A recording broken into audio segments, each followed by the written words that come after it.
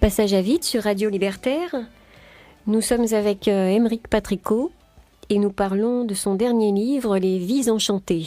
Alors je lui laisse la parole parce que c'est lui qui avait choisi la musique que vous venez d'entendre. Oui, il fallait choisir une chanson, mais donc c'est un tube des années 80 qui s'appelle Slave to Love de Bryan Ferry, qui est d'ailleurs un dandy assez célèbre, qui était le chanteur du groupe Roxy Music. Je trouvais que ça allait bien avec le livre parce que c'est très sensuel, ça parle d'amour et ça appartient au courant qu'on appelle le glam rock, c'est-à-dire un rock un peu flamboyant. Et donc il y a au moins 2-3 personnages qui pourraient se reconnaître dans cette chanson. Voilà. Et puis par ailleurs, moi j'écoute beaucoup de rock et je trouve que le Bryan Ferry c'est vraiment un des grands rockers, toujours vivant d'ailleurs, il continue à sortir des bons albums. Bon. Alors, auparavant, on a parlé un petit peu de tous les textes, de toutes les voix qui composent ce livre. Et comme je disais, c'est un livre assez original parce que c'est un livre littéraire. Donc, ces petits textes sont comme des fictions. Et en même temps, c'est une enquête. C'est-à-dire qu'il y a un aspect documentaire assez présent. Donc, en ça, on en parlera peut-être à la fin parce qu'on parlera de votre livre précédent, Les Petits Blancs. Mais en ça, je voulais souligner que c'était quand même sur le plan formel quelque chose de très original. On n'est pas dans la psychologie narrative, on n'est pas dans l'affabulation narrative. On est dans un livre qui vraiment se cogne un peu au réel, quoi, et à ce que le réel a parfois d'inattendu, de saugrenu, de grotesque ou de... Voilà, moi, ça, c'est quelque chose qui m'a intéressée et touchée. Et donc, justement, je trouve que ce livre, quand on le lit au fur et à mesure, c'est comme si on découvrait, parce que peut-être on n'y a jamais pensé comme ça, on découvrait les multiples facettes du bonheur. Parce que finalement, ça nous découvre ça, que le bonheur, contrairement à parce qu'on va dire que le bonheur est une notion assez historique, et contrairement à ce qu'on nous laisse entendre un peu aujourd'hui, le bonheur n'est pas un espèce d'état lisse, sans conflit, sans tragique et sans utopie, sans folie. C'est dans le livre, bien au contraire, on a l'impression que justement ce qui les porte, c'est aussi le fait de soutenir dans leur vie quelque chose d'excessif et qui n'est pas compatible avec une vie tranquille finalement. Oui, c'est vrai que d'ailleurs, c'est très à la mode, les livres sur le bonheur qui donnent un peu des recettes. Mais quand on les lit, on se rend compte que c'est souvent la synthèse des philosophies antiques et puis avec un peu de bouddhisme. Des philosophies qui consistent à dire qu'il faut se détacher des passions, qu'il faut se détacher un peu de la vie, qu'il faut trouver le calme absolu. Bon. Et c'est vrai que je prends un peu le contre-pied de ça. Vous parlez de tous ces livres autour du développement personnel. Alors, j'ai tapé dans Google, alors j'ai trouvé un truc, le Dalai Lama et le bonheur, 60 recettes pour être heureux. On trouve des tas de choses comme ça. Oui, il y a tout en un fait, ça ne fait que ça. reprendre des vieilles... Déjà, il y a 2500 ans, on disait la même chose. Il faut faire la part des choses, avoir une vie calme. C'est ça un peu le secret du bonheur, selon la plupart des philosophes. Or, moi, je dis l'inverse. Il dit... enfin, pas l'inverse. Je dis, mais non. Est-ce que les vraies formes de bonheur, c'est pas au contraire... comme vous disiez, accepter la part parfois un peu dramatique ou tragique de la vie, et puis surmonter ça, et puis on pourrait caricaturer, on pourrait faire référence à Nietzsche, mais qui dit il faut pas fuir la tragédie, il faut l'assumer et aller à fond, et puis vivre vraiment la vie, embrasser la vie, oui, dans le sens fort du terme. En fait, tous ces êtres dont on a parlé, ils affrontent, ils se posent des questions quand même fondamentales. Par exemple, la question du temps, elle revient en permanence pour les uns les autres, soit qu'ils disent qu'ils en ont oublié de temps ou même ils n'ont plus peur de la mort, ou soit c'est une obsession qui les ronge, quoi. Par exemple, comme le maniaque, il en parle comme de quelque chose de très... Mais vous avez raison, il y a un peu l'obsession du temps. Le maniaque a peur que tout lui échappe, du coup, il met tout en chiffres. Et il y a un autre personnage qui est l'oisif. Et qui, lui, veut sentir les journées. Il dit, je veux sentir le temps qui passe, je veux l'ennui.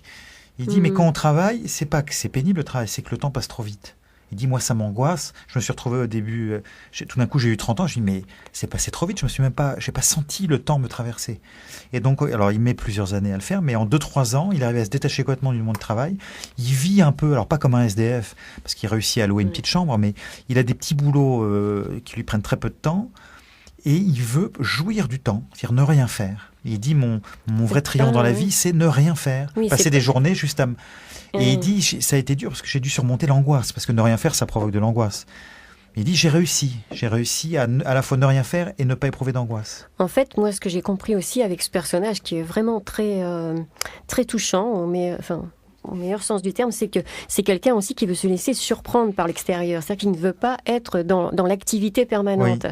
En fait, l'activité permanente, elle réquisitionne votre esprit et donc elle ne vous permet pas d'être disponible aux choses. Et lui, c'est ça Oui, voilà, qu'il exactement. refuse.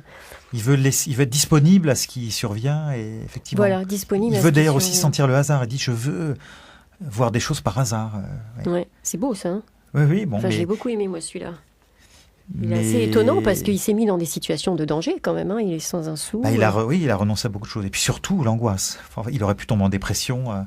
Ouais. C'est pas si simple de rien faire. Non, il faut non. être fort. Et puis il parle bien de la pression tout autour de lui, tous ces gens qui lui demandent alors qu'est-ce que tu vas faire, t'écris un Ouais, livre, tu te trouves Mais un il a boulot. vaincu son entourage. Il a réussi à imposer l'idée que il voulait mener cette vie-là. Oui. Ouais. Oui, donc on n'est pas donc dans des idées comme ça toutes faites du bonheur qui seraient transposables à chaque personne. Dans votre livre, en fait, on trouve des grands viveurs qui sont, pour moi, des individualistes convaincus. Oui. Donc ils sont attachés à leur être, à leur réalité intime, et ils tentent de vivre selon leurs ressentis.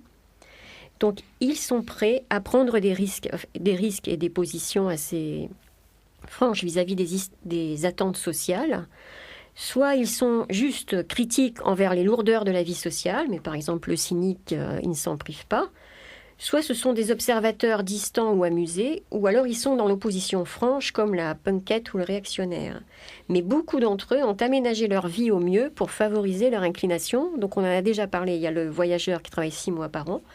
Il y a Sabine aussi, celle que vous appelez l'oiseau de nuit, qui à un moment donné est devenue fêtarde quand les autres se rangeaient et donc qui vit la nuit. Le baiser, lui aussi, qui a passé son temps jusqu'à 35 ans, qui a consacré son temps à sa passion. Le Fabrice, le sensuel, travaille à mi-temps aussi. Donc, ce sont des individualistes déterminés. Ce ne sont pas des petites natures qui veulent, enfin, je suis un peu méchante, mais qui veulent s'aménager des plages pendant lesquelles ils réfléchissent aux meilleurs moyens de supprimer les conflits dans leur vie et d'être mieux. Il y a un engagement profond dans la vie, quoi. C'est vrai. Avant l'émission, on évoquait l'anarchisme. Oui, il y a une réflexion là-dessus. Oui, c'est des individualités fortes, c'est vrai. Fortes, oui. Et finalement, je me disais, c'est un peu comme des gens qui réalisent des passages à vide. Oui, exactement. Oui. Parce qu'ils trouvent des issues finalement pour exprimer et vivre un peu plus leur singularité en tenant à distance les normes et la société. Ouais, quoi. oui. Ils le font à leur manière, chacun. Effectivement. Il y a une réflexion sur la société et puis souvent une mise à distance. Souvent d'ailleurs, on oppose le bonheur et la joie. La joie, c'est un bonheur très intense qui ne dure pas forcément. Ouais. Peut-être qu'eux arrivent à systématiser la joie aussi. C'est ce que je voulais vous dire, parce que en fait, c'est ça, ce livre, c'est une réflexion foisonnante sur le bonheur, parce que tout autour de ce mot, il y a plein d'autres mots qui vibrillonnent. Et alors, il y a la joie, vous le dites, et à la fin, il y a la jouissance. Vous en parlez beaucoup de la jouissance avec Colette. Ah oui, c'est vrai, oui. Alors c'est vrai que j'ai un gros respect pour Colette. Elle m'a toujours fortement impressionné. Vous en parlez comme d'une papesse de la jouissance. Oui. Alors, elle est un peu datée aujourd'hui, son écriture est un peu vieillie. Il y a beaucoup de métaphores, des mots un peu précieux souvent. Mais on a l'impression, alors je parle d'effet de vécu, on a l'impression qu'elle a tout vécu de manière très intense, elle a tout senti. Et que sa vie est une jouissance perpétuelle, mais dans le bon sens du terme. Elle sent tout, les plantes, les animaux, les êtres. Et puis tout ça sans morale, c'est-à-dire elle observe tout avec une forme de cruauté, mais sans juger. Bon. Sans juger. Mais tout ça vous paraît relever du bonheur, la jouissance, la joie, la passion. Quand c'est systématisé comme ça, elle me paraît heureuse effectivement dans la jouissance. Alors, il y en a qui jouissent beaucoup, ils sont pas forcément heureux. Je sais pas, Don Juan par exemple, certains disent qu'en fait il est pas heureux. Mais elle me paraît à la fois jouisseuse et heureuse. Oui. Après, c'est quand même un bonheur assez solitaire, parce qu'elle parle beaucoup de séduction, mais elle idéalise aussi un peu la vie dans le jardin, justement, avec les chats. Mais elle choisit quelques êtres privilégiés. Mais en tout cas, c'est peut-être le seul auteur dont je sois vraiment jaloux. Oui, non pas parce que c'est une femme, il ne s'agit pas de l'inversion homme-femme, ou je sais pas quoi, c'est juste que elle a l'air d'avoir tellement vécu, d'avoir tout compris, et de jouir dans chaque phrase que j'aimerais être comme elle, j'aimerais avoir ce même rapport à la vie. Et oui, c'est ce que vous dites, que vous allez lire tous ces livres, en tirer le maximum pour aller... Oui. Mais vous êtes déjà sur la voie, là, avec ce Oui, livre. oui, mais c'est comme une sorte d'hommage que je lui rends. D'ailleurs, c'est pas pour rien que j'ai Ouais. fini le livre sur cette page-là. Oui, le livre se clôt Pour moi, sur c'est un Colette. modèle. J'aimerais effectivement écrire comme elle l'a fait. Alors, pour l'instant, j'écris surtout des livres très durs, moi, qui parlent pas beaucoup de bonheur. Mais celui-là, Moi, je ne trouve pas que vous écrivez des livres qui parlent pas beaucoup de bonheur. Même le précédent, je trouve qu'il Ah est oui, très les- sensible. Il y a une sensibilité qui n'est pas qu'une noirceur. ah oui, quoi. oui, c'est clair. Il y a une forme de romantisme. Mais le problème, c'est que les gens très vite ils ont parfois peur de cette sensibilité. Et ils prennent pour de la noirceur ce qui n'est pas forcément. Par exemple, j'avais un de mes premiers romans, c'est Suicide Girls, sur des filles qui ont vécu des histoires très douloureuses et les gens ne voyaient que la noirceur. Alors que la structure de roman était très romantique. Bon, il y avait aussi beaucoup d'amour là-dedans. Donc c'est vrai, peut-être Oui, beaucoup les gens de peut-être se sont- sont pas heureux par peur de s'ouvrir à certaines formes de sensibilité. Oui. C'est possible. Oui. Et alors justement, cet aspect du livre où vous mettez en avant, vous valorisez des individualistes, moi je trouve que c'est un aspect politique qui n'a peut-être pas été mis en avant. Alors c'est un aspect politique dans le sens où il y a un courant de l'anarchisme qu'on appelle l'anarchisme individualiste et Oui. qui est qui a beaucoup soutenu ces formes d'individualité. Alors je voulais vous lire juste un petit extrait des Réflexions sur l'individualisme de Manuel de Valdés, 1875 et mort en 1956, et qui était un des grands promoteurs de l'individualisme anarchiste. C'est en quelques lignes, voilà ce qu'il dit. Je trouve que c'est intéressant parce que justement ça montre comment un individualiste est en rupture avec une forme de pensée métaphysique. Alors il dit, tel que le comprend la philosophie individualiste, l'individu, capacité potentielle d'unicité et d'autonomie, n'est pas une entité, une formule métaphysique, c'est une réalité vivante. Le culte d'un moi abstrait engendrerait l'esclavage, de même que le culte du citoyen, l'homme du positivisme, est né de la servitude moderne, caractérisée par la contrainte associationniste et solidariste de la société actuelle qu'impose l'État aux individus. Le texte est écrit en 1936. Certes non, le moi individualiste n'est pas une abstraction, un principe spirituel, une idée. C'est le moi corporel avec tous ses attributs, appétit, besoin, passion, intérêt, force, pensée. Ce n'est pas le moi idéal, c'est moi, toi, lui, des réalités précises. Et donc, voilà, je voulais vous demander... Très beau passage. Oui. Oui, là, ça parle vraiment de l'inaliénabilité de l'individu Oui. et du fait qu'un individu qu'on ne peut pas plaquer, en fait, des théories sur tous les individus. D'ailleurs, ma théorie du bonheur, on pourrait appeler ça une théorie des bonheurs singuliers. C'est chacun de trouver sa voie qui est très singulière. Voilà, donc il n'y a pas de recette, c'est juste identifier ce qui a nous... besoin de respirer en nous. Et je pense qu'effectivement, il y a... Alors d'ailleurs, le livre propose une trentaine de portraits, mais je pense qu'on peut piocher dans ces 30 portraits pour se composer soi-même une sorte de bonheur personnel, comme un peu un bouquet finalement. On peut réfléchir sur on peut soi, panacher toutes ces solutions. Alors, je voulais vous poser une question, parce que... Oui, aujourd'hui, on parle beaucoup de retour du religieux, d'un besoin de transcendance, etc. Comment vous l'entendez, en fait, ce retour du religieux? Quel lien faites-vous entre ce besoin et puis cette espèce d'emprise actuelle sociale, avec le chômage, la cherté de la vie, etc. Vous trouvez vraiment qu'il y a un retour du religieux? Ne serait-ce qu'on parle beaucoup d'islamisme en permanence, et puis pour moi, c'est pas un retour, c'est juste des... c'est des nouvelles problématiques. Il y a quand même un retour dans la vie sociale en général. Oui. Je pense que ça, c'est lié à des mouvements de population qui fait que si l'islam est présent, c'est parce qu'il y a eu une immigration musulmane. C'est pas la population qui était anciennement catholique qui est devenue musulmane. Ce que je veux dire, c'est que moi, et personnellement, il me semble que plus la société est fermée. Par exemple, je lisais l'autre jour des extraits d'un livre qui s'appelle « Histoire du bonheur en France depuis 1945 ».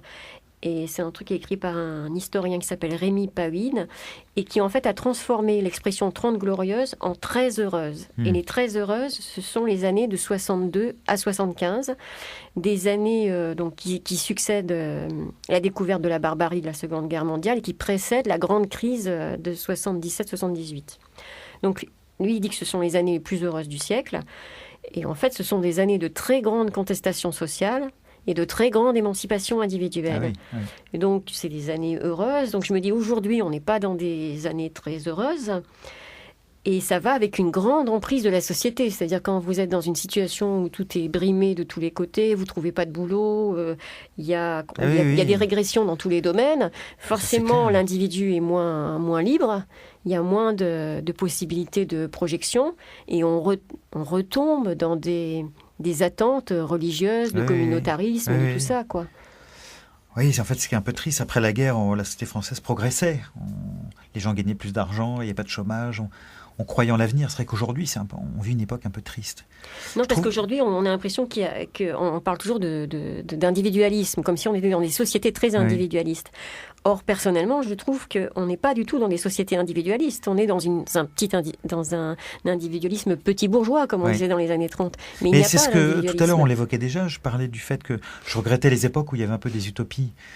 Mais je pense qu'il y a moins d'utopie, c'est tout simplement parce qu'on est tellement angoissé à l'idée de ne pas avoir de travail qu'on n'a pas le temps de penser à d'autres systèmes. Je pense que c'est à ça, notamment chez la jeunesse. Donc il y a une fermeture. Oui, mais c'est lié à la dureté du contexte économique. Oui. Et puis, moi, j'en veux aussi un peu à la classe politique. Je trouve qu'il y a une pauvreté de l'imaginaire politique qui est un peu triste. Il n'y en a aucun qui est capable de proposer un projet un peu enthousiasmant. Ne serait-ce que, je ne sais pas, en termes de recherche, en termes de projet, Oui, il n'y a pas du tout de, y a pas de projet, perspective. On n'est que dans la défensive. Voilà, attention, on se sent menacé. Oui, ça, je le ressens assez fort. Oui. En exergue, je disais tout à l'heure, vous avez mis une citation de Bataille. Oui. Et moi, Bataille, ça me fait aussi penser, par rapport à ce livre, à la part maudite. Oui. Et à tout ce qu'il explique sur la dépense improductive. Oui. Et donc ce livre, je me suis dit, c'est aussi une sorte d'illustration de l'importance de la dépense improductive. Donc la dépense improductive, c'est tout ce qui a trait à la poésie, au sacré, aux arts, à l'amour, à l'érotisme, par opposition à la dépense productive qui vise seulement à la conservation de la société. Oui. Et en fait, c'est encore une dimension qui finalement est très marginalisée et peu considérée, ça, dans la société. C'est vrai. Donc, est-ce que pour qu'il y ait une révolution, est-ce qu'il ne faut pas prendre en compte un peu plus que ça cette dimension individualiste, même pour les mouvements? Oui, mais du coup, c'est paradoxal d'intégrer ça dans des mouvements. Parce que si vraiment on met l'accent sur l'individualité, la personne n'aura pas envie d'être intégrée dans un mouvement qui lui fera peser. Mais il ne s'agit pas d'être intégré. Oui. Et pas forcément... Non, mais c'est vrai que si je vois tous les portraits, là, il y en a, les 80% sont des gens qui se construisent hors de la société, ou en tout cas... Et il y en a quelques-uns qui font leur miel ou qui jouissent, au contraire, de s'intégrer dans quelque chose de très construit. Je pense à l'activiste qui dit « Mais moi, mon bonheur, c'est de lutter pour le progrès social. » Il dit « Ma personne se confond avec une sorte de grand mouvement historique. » Ou alors le riche qu'on a évoqué tout à l'heure, lui, jouit de gagner beaucoup de fric. C'est pas qu'il est cynique, c'est juste que ses parents eux-mêmes gagnaient pas beaucoup d'argent et donc l'argent égale pour lui la liberté. Donc il y en a aussi qui se sentent, qui jouissent de se confondre avec les structures les plus fermes de la société. Mais il n'y a pas forcément d'opposition entre l'individu et le groupe. Voilà, non. Mais je pense que quand le groupe quand il y a une emprise du groupe trop forte qui écrase les individus, on arrive à des moments de régression politique et dangereuse. Donc, alors, ça me fait penser aussi au monde du travail. C'est vrai que le monde du travail, globalement, ça... Moi, je ne suis pas contre le fait de travailler. Il faut que tout le monde travaille pour que la société progresse, mais... Ah bon ? Vous croyez je ne sais pas. En tout cas, je ne suis pas opposé au fait même de travailler, mais c'est vrai que c'est des structures très contraignantes il ne faut pas se faire avoir. Si on ne pense plus qu'en termes de travail, on n'a plus de vie. Enfin, c'est un peu un cliché. C'est quand même le discours qui est tenu aujourd'hui. Vous ne voyez pas le mal qu'ont les gens à se faire entendre pour demander une baisse du travail. Oui. Non, Donc c'est pour ça que j'insistais sur la notion de dépense, parce que je pense que si on reconnaît une place à l'individu plus importante par rapport à la collectivité et à la production, on est obligé de poser des questions comme ça. Comment est-ce qu'on lui permet d'inventer sa vie ? Il faut bien du temps et des moyens. C'est vrai. Mais en France, la notion d'individualisme est assez ambiguë. Elle est plutôt classée à droite. Voilà, il y a tout on est sur Radio Libertaire. Oui, non, mais c'est d'ailleurs, moi, un truc qui me frappe beaucoup, je trouve qu'en France, on privilégie toujours l'égalité par rapport à la liberté. La France n'aime pas vraiment la liberté. Ça me frappe de plus en plus. On fait toujours l'éloge et c'est pas un mal, mais de l'égalité économique, de l'entraide, et c'est très bien, mais je vois peu de voix qui s'élèvent pour dire mais on veut être libre. C'est vrai qu'à part c'est un idéal plutôt anglo-saxon. Les ultralibéraux qui réclament les libertariens, ce qu'on appelle Voilà. les libertariens, qui sont quand même un peu foldingues. Hein. Oui. Alors en France, il y a une forme de liberté de droite qui consiste en la liberté d'entreprise, et puis une liberté de gauche qui consiste à s'émanciper de la famille, de la religion, etc. Mais on les entend peu, globalement. Le mot liberté, ça fait peur en France. Mais ça, pour moi, c'est très net. Alors que pour moi, ça reste peut-être le plus beau mot. On va s'arrêter là-dessus, c'est trop beau.